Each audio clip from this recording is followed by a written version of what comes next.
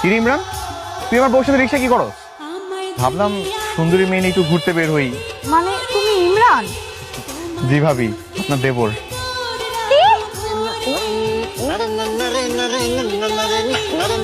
আজকে বাসায় চল তুই। বাবা, এটার বিচার তোমরাই করবা। আমি সকালবেলা অফিসের জন্য বের হয়ে গেছি, আর তখন তোমার ছোট ছেলে আমার মতো করে অফিসিয়াল ড্রেস করে আমার বউকে এসে বলতেছে অনেকে অফিস করতে ভালো লাগে না, এটা বলে আমার বউকে নিয়ে রিক্সা করে ঘুরে বেড়াইছে। ওকে এটা কোনো কাজ করছে?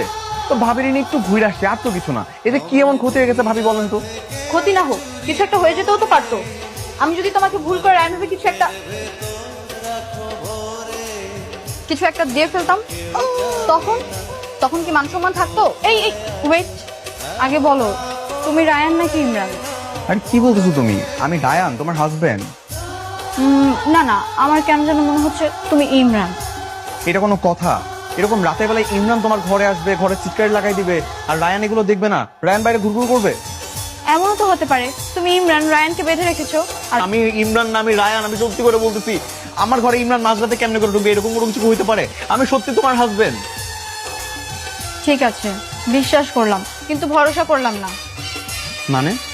মানে তুমি আমার থেকে দূরে ঘুমাবা, আমাদের মাঝে কোলবালিশ থাকবে। তুমি রায়ান নাকি ইমরান? আরে বাবা, আমি রায়ান, তোমার হাজবেন্ড। আচ্ছা তাহলে বলো তো, কাল রাতে আমাদের মাঝে কি ছিল? ফুলবালিশ ছিল। কেন? না, শিওর হলাম যে তুমিই রায়ান কিনা। তুমি কি সবসময় এরকম ভাবে প্রমাণ করবা যে আমি রায়ান কিনা?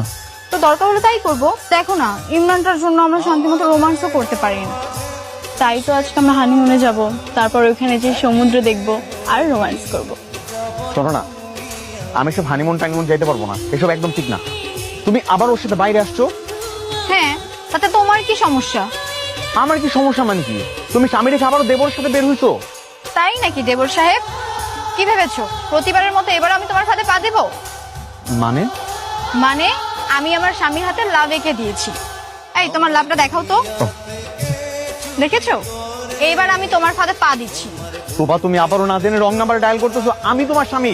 বাইক থেকে নামো, নামো বাইক থেকে। না ভাই, আমি আমার স্বামীর সাথে ঘুরতে বের হয়েছি আর আমার দেবর হাত ধরে টানাটানি করছে।